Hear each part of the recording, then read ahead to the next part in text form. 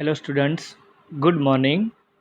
Today we will start NCERT syllabus subject science chapter number 5 seeds and seeds. Gopal was waiting for his Mausi's family to visit them. Gopal है वो अपनी मौसी की जो family है उनका वेट कर रहा था. They will be coming the next day for their holiday. वो लोग नेक्स्ट डे जो उनका हॉलीडे हो रहा था तो गोपाल के घर पे आ रहे थे. He was thinking about all the fun. उनके आने के बाद वो उनके साथ क्या क्या फ़न करेगा. And nice food that he would have with his cousins. अपनी जो मौसी के लड़के और लड़की होंगे उनके साथ कौन कौन सी गेम्स खेलेगा, उनके साथ क्या क्या फूड लेगा, उन सब का वो प्री प्लानिंग कर रहा था. Just then his mother called out. और उतने में ही उसकी मम्मी ने उसको बुलाया. गोपाल, बिफोर यू स्लीप, सोने से पहले remember to soak of 2 small bowls यानी कि कटोरीज ऑफ चना. उसकी मम्मी ने बताया गोपाल सोने से पहले ये जो 2 स्मॉल बाउल जो कटोरीज है वो भिगो के रखना. She was going to his bua's house and would return only in the morning. वो अपनी बुआ के घर पे गई और दूसरे दिन सुबह में वो वापस आने वाली थी. ही वॉज सॉकिंग द चना. गोपाल थॉट. गोपाल सोचने लगा. How will 2 small bowl in these be enough for 8 person. 2 bowl यानी कि 2 बाउल कटोरीज है वो 8 पर्सन के लिए किस तरह से इनफ होगा, मतलब काफ़ी होगा. सो ही सॉक अनदर 2 बाउल ऑफ चना. तो उसने क्या किया, मम्मी उसको 2 बाउल चना जो सॉकिंग मतलब भिगो के रखने को बोला था, उसने क्या किया, ये सोचा कि अब पर्सन तो 8 है तो 2 बाउल जो चना है वो कम हो गए, तो उसने एक्स्ट्रा 2 बाउल जो ग्राम चना है वो सॉक किए. When his mother returned the next morning, दूसरे दिन सुबह जब उसकी मम्मी वापस आई, she saw that the चना were overflowing from the vessels. उसकी मम्मी ने देखा कि ये जो वेसल्स बाउल्स है उसमें से चना है वो ओवरफ्लो हो रहे हैं. How much did you soak. वो सोचने लगी कि इतने सारे कैसे हो गए. Ask his mother. उसकी मम्मी ने बोला. How did that happen. ये कैसे हुआ. वंडर्ड गोपाल. अब देखो बाउल में ये जो चना जो है ग्राम जो है वो सॉकिंग भिगो के रखे हैं तो वो फुल ऑफ वेसल होके नीचे है वो गिर गए हैं. You shock too much. Gopal को भी पूछा. You shock too much. Anyway it is good. Now I will cook half of them. अब अच्छा है तूने ज़्यादा ही भिगो दिए लगता है, पर मैं इसको हाफ ही कुक करूँगी. And leave the other half to sprout. और बाकी के जो आधे हैं उसको स्प्राउटिंग में रख देंगे. जैसे कि ये चना है तो इस तरह से उसको जो स्प्राउटिंग का जो एरिया है वो इस तरह से स्प्राउट होते हैं. मतलब कि आप मूंग है चना है उसको आप भिगो के रखते हो तो सुबह उसके यहाँ इस तरह से स्प्राउट यानी कि ग्रो हो जाते हैं. I can send these to your aunt. The doctor has told her to eat sprouts. Mother said, mummy ने बोला. She tied half of shock chana in a wet cloth and dunked them up to sprout. और इस तरह से चना है वो sprouted होते हैं. एक कॉटन के या कोई भी कपड़ों के अंदर आप ग्राम या मूंग जो है उसको आप फोल्ड करके रख दोगे तो सुबह उठते ही ये स्प्राउटेड यानी कि ग्रो हो जाते हैं. आपको पता चलता होगा. अब यहाँ उसके रिलेटेड कुछ डिस्कस किया है. What things are soaked before cooking in your house. तो जैसे कि हमने बताया चना और मूंग है वो कुकिंग से पहले उसको शॉक करके रखते हैं और वो ग्रो हो जाते हैं, स्प्राउटेड हो जाते हैं। अब यहाँ बताया है डू दीज एक्टिविटीज़ है उसके रिलेटेड। तो देखो यहाँ पिक्चर्स में आपको दिखाई दिया है स्टूडेंट्स के किस तरह से, है ना, स्प्राउट जो होता है, जैसे कि ये इस तरह से ग्रो होने लगता है, ये है तो इस तरह से ये ग्रो होने लगता है। तो ये एक नेचुरली प्रोसेस है। फिर आपको यहाँ टेबल दिया है, are the seeds getting air. तो बाउल 1 उसमें नो है, बाउल 2 उसमें यस है और बाउल 3 में यस है। उसके बाद दिया है are the seeds getting water. तो यहाँ आप लिखोगे यस, यहाँ भी लिखोगे यस और यहाँ लास्ट में लिखोगे no. What change did you see. तो यहाँ आप लिखोगे चना हैव स्वेल्ड अप, चना है वो ग्रो हो जाते हैं। फिर यहाँ सेकंड बाउल में लिखोगे चना हैव स्प्राउटेड और यहाँ लास्ट में लिखोगे no change. Have the seeds sprouted. तो यहाँ सीड्स जो है वो स्प्राउटेड नहीं होगा, यहाँ यस मीन्स होगा और यहाँ है वो नहीं होगा। तो ये आपको टेक्स्ट बुक में लिखना है स्टूडेंट्स। उसके बाद यहाँ आपको एक प्रोजेक्ट दिया है, plant your seeds. Take a clay pot और a tin can with a wide mouth. आपको इस तरह सा का एक वेसल्स लेना है। Make a small hole at the bottom of the can. Fill your can with soil. उसके अंदर आपको क्या करना है, सॉइल डाल देनी है, मतलब कि आपको यहाँ मिट्टी डाल देनी है इस तरह से।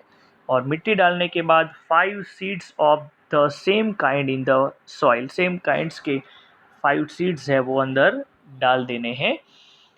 एंड यहाँ आपको बताया है different groups can plant different kinds of seeds such as mustard यानी कि सरसों है, फेनुग्रीक मेथी है, सीसम तेल है और कोरिएंडर यानी कि धनिया है। जैसे कि यहाँ बताया नेम द सीड्स, तो यहाँ आप लिखोगे mustard.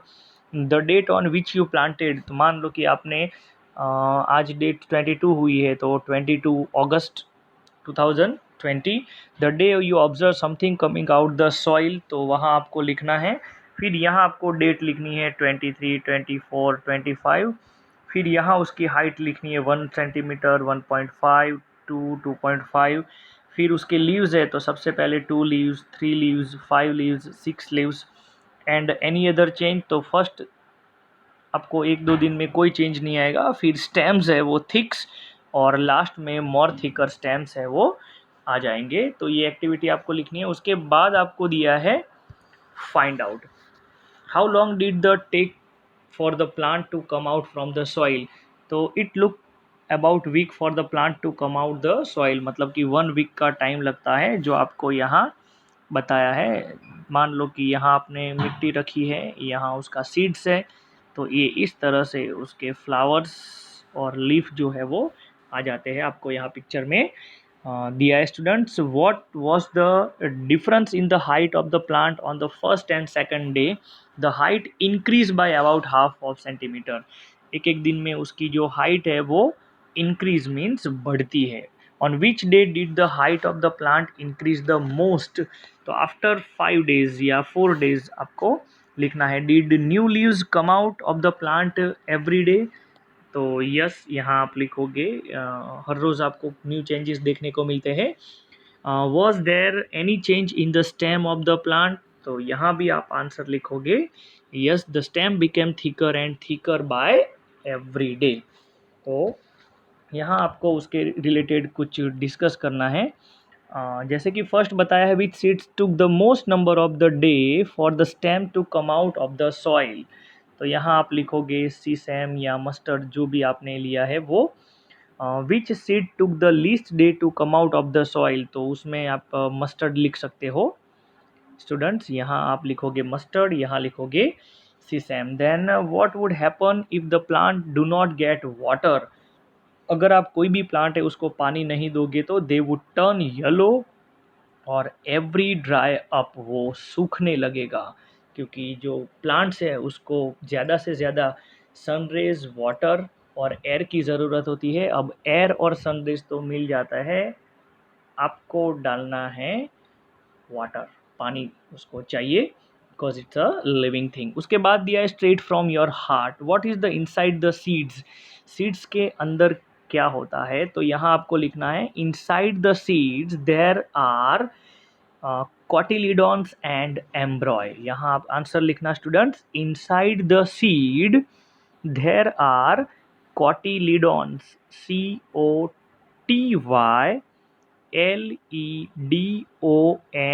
COTYLEDONS, cotyledons and embryo, EMBRYO। Okay, how does a big plant grow from a tiny seeds, तो उसके रिलेटेड किस तरह से वो ग्रो होता है वो आपको लिखना है। फिर थिंक एंड इमेजिन दिया है, फिर यहाँ दिया है do some plants grow without seeds, yes some plants grow without seeds, कुछ कुछ प्लांट्स ऐसे हैं, यहाँ आप आंसर लिखना यस जो विदाउट सीड से भी ग्रो होते हैं। फिर यहाँ आपको दिया है plant witch hunt, there are some plant which trap and eat frog, insects and even mice, the pitcher plants, इसको कहते हैं pitcher plants, जैसे कि लाइक पिक्चर जैसा उसका शेप दिया है, यहाँ ऊपर उसका आपको देखो ढक्कन के जैसा दिया है और इसके अंदर मतलब कि इंसेक्ट्स है वो आते हैं, तो आपको लाइक जग जैसा JUG जग जैसा है वो शेप दिखाई देगा, पिक्चर प्लांट कहते हैं उसको। जो यहाँ दिया है nepenthes is one such plant, it is found in Australia, mostly Australia और इंडोनेशिया में, और हमारे मेघालय जो है इंडिया में वहाँ आपको ज़्यादा देखने को मिलता है। It has a picture like shape and the mouth is covered by leaf, ये जो माउथ जो होता है वो कवर हो जाता है उसका लीफ से। And the plant has a special smell that attract insects, जो इंसेक्ट्स को अट्रैक्ट करता है। When the insects land on the mouth of the plant gets trapped and cannot get out, मतलब ये ढक्कन ऊपर से बंद हो जाता है और इंसेक्ट्स इसके अंदर से बाहर नहीं निकल सकता है। What clever way to hunt, और इस तरह से ये इसका शिकार करते हैं, इसको कहते हैं पिक्चर प्लांट। स्टूडेंट्स अगेन आप देख लो उसकी एक फिगर, आपको ऐसा जग जैसा दिखता है और ऊपर उसका ये कवर है, इंसेक्ट्स इसके अंदर जैसे ही जाते हैं ये ऑटोमेटिकली बंद हो जाता है, इट्स अ पिक्चर प्लांट कहते हैं। अब यहाँ दिया है सो मैनी सीड्स, अब यहाँ डिफरेंट टाइप्स के सीड्स दिए हैं जो आपको दिखाई देते हैं। How many types of seeds can you collect, कितने टाइप्स के सीड्स आप कलेक्ट कर सकते हो, where will you find them, और आपको उसमें से फाइंड आउट करना है। Each of your you should try to collect as many different types of seeds as you can. After that put all the seeds collection together.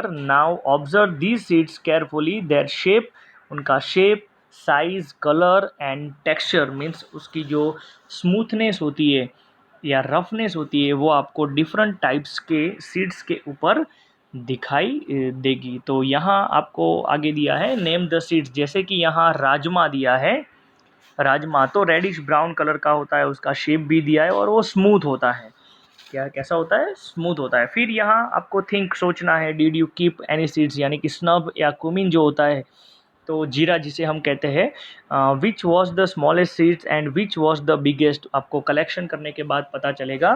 फिर आपको list बनाना है, seeds that are use as spices in your home, तो cumin, mustard, any seeds वो है। Seeds of vegetable की बात करें तो टोमेटो, कुकुम्बर है। सीड्स ऑफ फ्रूट्स की बात करें तो ऑरेंज और एप्पल है। लाइट सीड्स यानी कि चेक बाय ब्लोइंग देम, तो यहाँ जीरा यानी कि क्यूमिन है, और एनी सीड्स है। सीड्स विच आर फ्लैट, उसका जो पार्ट्स जो है तो राजमा, क्यूमिन और सीसम है। Make some groups, how many groups of seeds did you make, आप कितने टाइप्स के ग्रुप्स बना सकते हो। Do you know any games that you are can play with seeds, discuss with your friends. तो आप यहाँ भी एक एक्सपेरिमेंट कर सकते हो, आपको एक कॉटन का या कपड़े का टुकड़ा लेकर उसमें मूंग्स या चने आप लेकर उसके अंदर थोड़ा पानी डाल के इसको आप फोल्ड कर दोगे और अर्ली इन द मॉर्निंग आप देखोगे तो ये स्प्राउटेड होता है, मतलब कि वो उसके अंदर आप पानी डालते रहोगे तो वो ग्रो हो जाता है। तो ये एक्सपेरिमेंट आप घर पे खुद भी कर सकते हो स्टूडेंट्स। तो ये हमारा चैप्टर 5 सीड्स टू सीड्स उसका फर्स्ट लेक्चर था, वीडियो लेक्चर आपको समझ में आया होगा students. Thank you, have a good day.